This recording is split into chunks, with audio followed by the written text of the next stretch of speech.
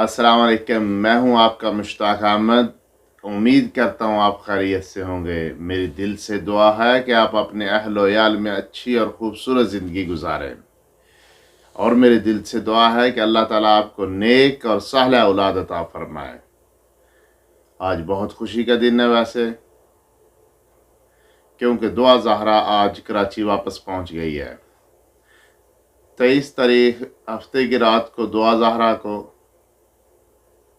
एक खसूसी त्यारे के ज़रिए कराची पहुंचाया गया। वहाँ पर इसे फौरी तौर पर एक शेल्टर होम में मुंतकिल कर दिया गया, जहाँ पर दुआ ज़हरा को सख्त सिक्योरिटी दी जा रही है ताकि दोनों फ्री कैंप से कोई भी इससे मुलाकात ना कर सके। दुआ ज़हरा के इस केस को किसने इतना पुटअप किया, इस केस पे किसने इतनी मेहनत की, ये मैं आपको इसी वीडियो में बताऊंगा। अदालत की तरफ से ये बयान जारी किया गया है कि दुआ ज़हरा को सख्त सिक्योरिटी दी जाए, शेल्टर रूम में किसी से मुलाकात ना करने की इजाज़त दी जाए। उसकी वजह यह है कि पंजाब के दारुल अमान में दुआ ज़हरा से काफ़ी लोग मुलाकात करते रहे। उस दारुल अमान में ज़हीर और उसके मुतलका गैंग के लोगों की आसानी से रसाई थी। हत्ता कि पाकिस्तान के एक यूट्यूबर, जिस पर आजकल काफ़ी तनकीद की जा रही है, उन्होंने दुआ ज़हरा का इंटरव्यू भी किया था जाकर।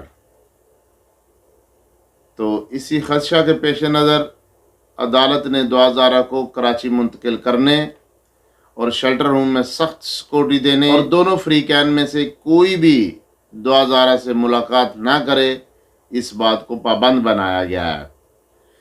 तो इसमें दुआ ज़हरा की कामयाबी है, तो इसमें दुआ ज़हरा के वालिदैन की कामयाबी है,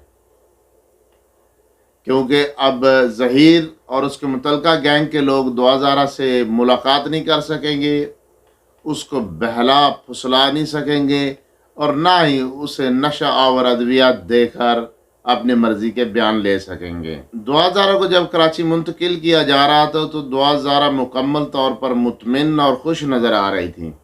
उसकी फुटेज नज़र आई है, उससे वो बिल्कुल रिलैक्स थी।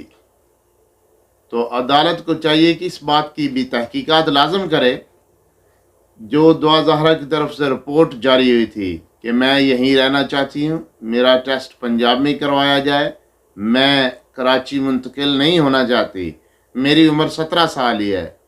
तो आखिर ये रिपोर्ट किसने तैयार की? क्योंकि दौरान मुंतकिली दुआ ज़हरा ने ऐसी कोई भी रुकावट नहीं डाली या ऐसा कुछ भी महसूस नहीं कराया जिससे ये अंदाज़ा लगाया जा सके कि दुआ ज़हरा कराची जाने में नाखुश है। साबिक दुआ ज़हरा ने कराची जाते हुए इस बात का खदशा ज़रूर ज़ाहिर किया है कि मुझे मेरे माँ बाप की तरफ से जान का खदशा है, लेकिन ये एक फितरी अमल है। कोई भी बच्चा जब गलती करता है और उसे गलती का एहसास होता है तो उसे वालिदैन की तरफ से डांट डपट का खदशा रहता है, और दुआ ज़हरा को मालूम है कि उसने अपने वालिदैन को बहुत अजियत और तकलीफ़ दी हुई है। तो ये एक फितरी अमल है जो दुआ ज़हरा के ज़हन में बात आई है। लेकिन मुझे उम्मीद है कि दुआ ज़हरा को अपने वालिदैन की तरफ से ऐसा कोई मामला पेश नहीं आएगा। ये मेरा पैगाम दुआ ज़हरा को भी है कि हम सब की दुआ है कि आप अपने घर खैर व आफियत से जाएं। इस सारे मामले का, इस केस को पुट अप रखने का, मीडिया में अपडेट रखने का सारा क्रेडिट इकरार अल हसन साहब को जाता है, जिन्होंने इस केस पे बहुत मेहनत की। 12 दिन की लगातार जद्दोजहद के बाद दुआ ज़हरा को कराची महफूज हाथों में पहुंचाने में कामयाब हुए। तो उम्मीद करते हैं कि इकरार अल हसन साहब की इस बेलौस खिदमत और इस केस में अमल दखल की वजह से दुआ ज़हरा जल्द अज जल्द अपने वालिदैन से मुलाकात भी करेगी। 1 अगस्त तक दुआ ज़हरा को सख्त सिक्योरिटी में इसी शेल्टर होम में रखा जाएगा। 1 अगस्त को दुआ ज़हरा का अदालत में बयान लिया जाएगा, और उम्मीद की जा रही है कि यह मामला खैर व आफियत से मुकम्मल होगा।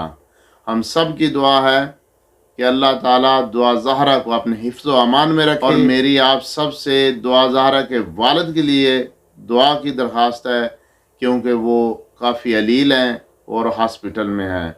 आप सब भी दुआ करें, अल्लाह ताला دعا زہرا کے والد کو صحت و عافیت والی لمبی زندگی عطا کرے۔ میری آپ سب سے درخواست ہے کہ اس چینل کو سبسکرائب کریں، لائک کا بٹن دبائیں اور اس ویڈیو کو دوستوں کے ساتھ لازم شیئر کریں۔ اور یقیناً اگر اس کیس کو سوشل میڈیا پر اتنا اپڈیٹ اور شیئر نہ کیا گیا ہوتا تو آج دعا زہرا کے لیے حالات اتنے اچھے اور سازگار نہ ہوتے، اور شاید دعا زہرا آج اپنے والدین کے پاس واپس جانے میں کامیاب نہ ہوتی۔